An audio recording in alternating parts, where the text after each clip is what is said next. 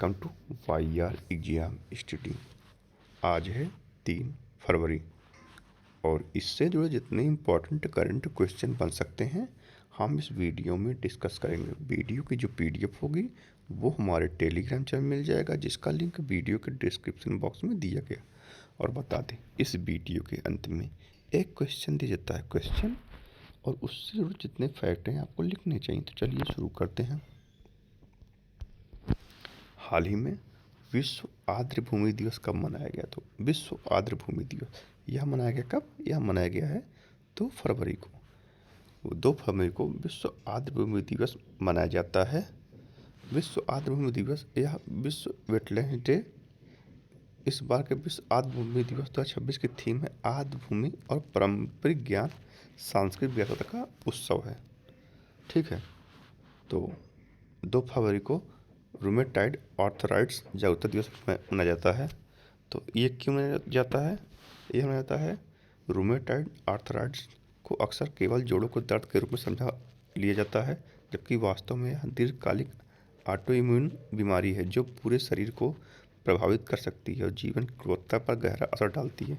हर वर्ष 2 फरवरी को विश्व स्तर पर मनाया जाने वाला रूमेटाइड आर्थराइटिस जागरूकता दिवस 2026 इस बात पर जोर देता है कि समय पर पहचान, उचित इलाज और भावनात्मक सहयोग इस आजीवन बीमारी से जूझ रहे लोगों के लिए बेहद ज़रूरी है।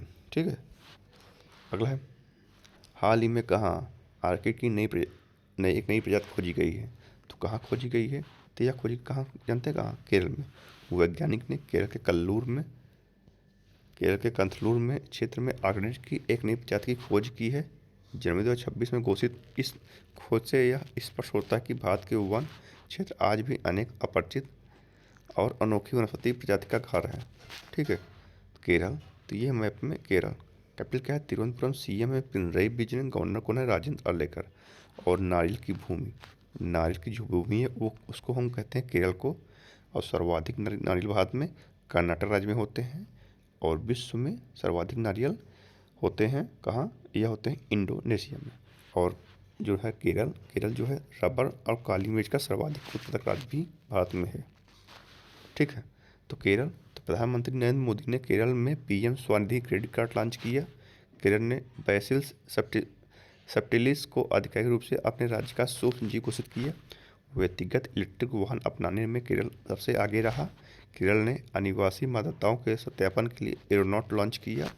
केरल राज्य में अरलम वन्यजीव अभ्यारण्य का नाम बदलकर अरलम तितली अभ्यारण्य किया गया।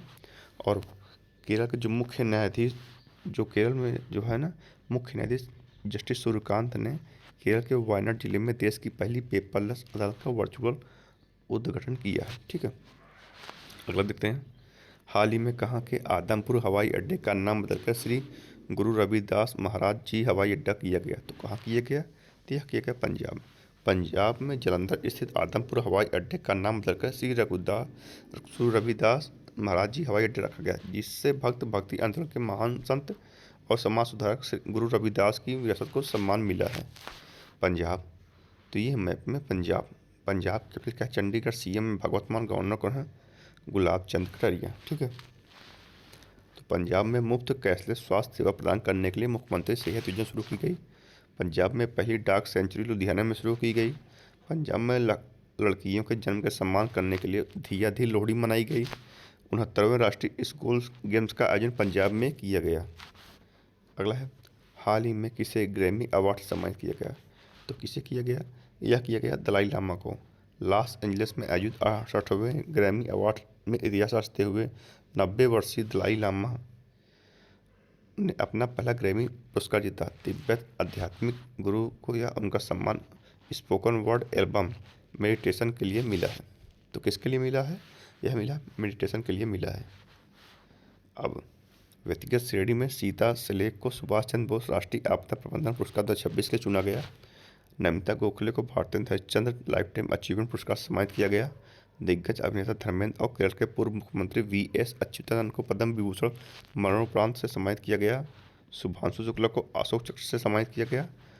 गराका माचल शांति निरस्त्रीकरण विकास के लिए इंदिरा गांधी पुरस्कार 2025 प्रदान किया गया।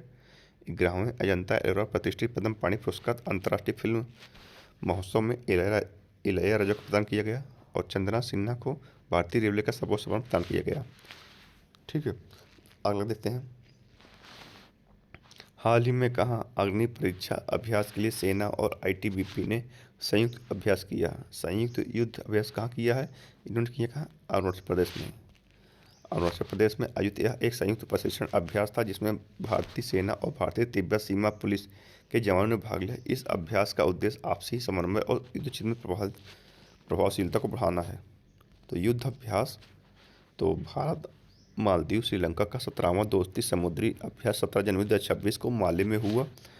जापान और भारत ने मिलकर समुद्री प्रदूषण नियंत्रण को लेकर संयुक्त राष्ट्र अभ्यास किया, संयुक्त युद्ध अभ्यास किया। भारत ने आपदा प्रतिक्रिया तैयारियों को सुदृढ़ करने के लिए डिघी हिल्स में साझा शक्ति अभ्यास किया।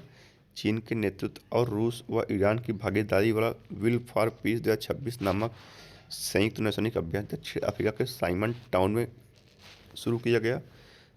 सहयोग परिषद बलों ने सऊदी अरब में संयुक्त सैन्य अभ्यास गल्फ शील्ड 2026 का शुभारंभ किया। रूस और चीन ने फरवरी 2026 के लिए कैरिबियन सागर में संयुक्त नौसैनिक अभ्यास की घोषणा की है। ठीक है, अगला है, हाल ही में किसने ईस्टर एयर कमांड की कमान संभाली है? तो किसने संभाली है? यह संभाली जनता किसने? यह संभाली किसने?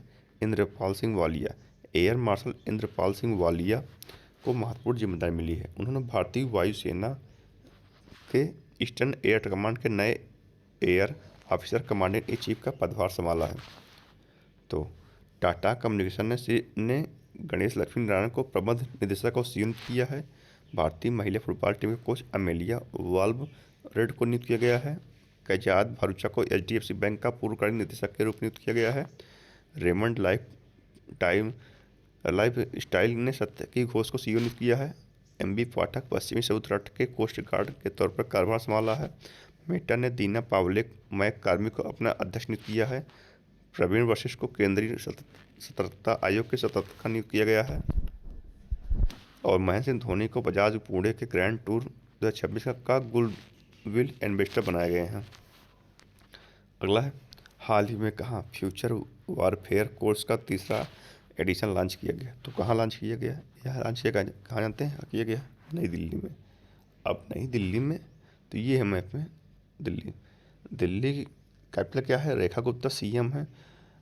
दिल्ली की CM कौन है? रेखा गुप्ता। और गवर्नर कौन है? विनय कुमार सक्सेना। और राजधानी क्या है? नई दिल्ली। और 1 दिसंबर 1956 को राज्य पुनर्गठन अधिनियम के बाद दिल्ली को केंद्र शासित प्रदेश बना दिया गया और 12 दिसंबर 1911 को दिल्ली को राजधानी घोषित किया गया और जिसमें किंग जॉर्ज पंचम द्वारा कोलकाता से राजधानी परिवर्तन दिल्ली की गई थी। अगला है, हाल ही में किसे यूनियन बैंक ऑफ इंडिया के नए चीफ जनरल मैनेजर नियुक्त किया गया? तो किसे किया गया है? यह किया गया है सर्वेश रंजन को यूनियन बैंक ऑफ इंडिया के नए चीफ जनरल मैनेजर नियुक्त किया गया है। तो कर्नाटक बैंक ने खजाने 2E रसीद भुगतान शुरू किया। कर्नाटक बैंक को बेस्ट फिनटेक और DPI अपनाने के लिए IB अवार्ड मिला। IDFC फर्स्ट बैंक ने जनवरी 2026 में अपना premium credit card zero forex diamond reserve credit card launch करने की घोषणा की। एक्सिस बैंक ने डिजिटल बैंकिंग सिक्योरिटी को बढ़ावा देने के लिए सेफ्टी सेंटर लॉन्च किया। अगला है, हाल ही में 16.5% हिस्सेदारी के साथ कौन सा राज्य भारत का नवीकरणीय ऊर्जा पावर हाउस बना? तो कौन सा राज्य बना है? यह बना है गुजरात। 16.5 हिस्सेदारी के साथ भारत का नवीकरणीय ऊर्जा का पावर हाउस बन गया है गुजरात। तो ये मैप में गुजरात। कैपिटल क्या है? गांधीनगर। CM है भूपेंद्र भाई पटेल। गवर्नर कौन है? आचार्य देवव्रत। गुजरात जो है कपास के उत्पादन में शीर्ष राज्य है और एशियाटिक लायंस गिर नेशनल पार्क में गुजरात पाए जाते हैं। तो मारुति सुजुकी गुजरात में कार संयंत्र में 35,000 करोड़ का निवेश करेगी। गुजरात के मुख्यमंत्री ने कैंसर का जल्दी पता लगाने के लिए आशा वैन मोबाइल यूनिट लॉन्च की। गुजरात ने ऊर्जा अवसंरचना पर साइबर हमलों से निपटने के लिए समिति का गठन किया। गुजरात के अहमदाबाद में 14वां फ्लावर शो आयोजित किया गया। गुजरात के गांधीनगर में भारतीय कृत्रिम बुद्धिमत्ता अनुसंधान संगठन स्थापित किया जाएगा।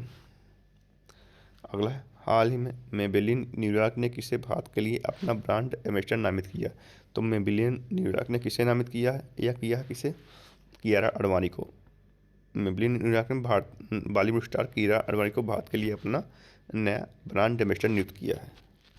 तो ब्रांड एम्बेसडर तो महेंद्र सिंह धोनी को बजाज पुणे ग्रैंड टूर 2026 के गुडविल ब्रांड एम्बेसडर बने हैं। न्यू बैलेंस का पहला भारतीय ब्रांड एम्बेसडर जानवी कपूर को नियुक्त किया गया। पारादीप फास्फेट ने राहुल गांधी को ब्रांड एम्बेसडर बनाया है। केंद्रीय स्वास्थ्य एवं परिवार कल्याण मंत्रालय का पहला मानसिक स्वास्थ्य राजदूत दीपिका पादुकोण को नियुक्त किया गया। संजू सैमसंग को इंग्लिश प्रीमियर लीग का आधिकारिक एम्बेसडर नियुक्त किया गया। शुभांशु शुक्ला को विकसित भारत विवर्धन 2025 का ब्रांड एम्बेसडर बनाया गया। अगला है, हाल ही में भारत कितने देशों को जोड़कर पहले वैश्विक बिग कैट शिखर सम्मेलन की मेजबानी करेगा? तो भारत कितने देशों को जोड़कर करेगा? यह करेगा 95। भारत 2026 में पहले वैश्विक बिग कैट शिखर सम्मेलन का आयोजन करेगा, जिसमें 95 देशों के नेता बिग कैट संरक्षण पर सहयोग को बढ़ावा देने के लिए भाग ले रहे हैं। अगला है, हाल ही में किस राज्य में पुराने हस्तलिखित जन्म और मृत्यु अभिलेखों के डिजिटलीकरण की शुरुआत हुई? तो कहाँ हुई है? यह हुई कहाँ? नागालैंड। नागालैंड के मुख्यमंत्री नेफ्यू रियो ने नागरिक पंजीकरण को आधुनिक बनाने के लिए पुराने हस्तलिखित जन्म और मृत्यु प्रमाण पत्र के डिजिटलीकरण की शुरुआत की है। नागालैंड तो होया नागाएंसिस नामक पौधे की एक नई प्रजाति नागालैंड में खोजी गई। नागालैंड में मिशन वाटरसेट पुनरुत्थान लॉन्च किया गया। नागालैंड के सभी जिलों में वृद्धाश्रम स्थापित किए जाएंगे। नागालैंड में 2 दिन के 22वें राष्ट्रमंडल संसदीय संघ सम्मेलन का समापन हुआ। नागालैंड तो ये मैप में नागालैंड कैपिटल क्या है? कोहिमा। सीएम है नेफ्यू रियो।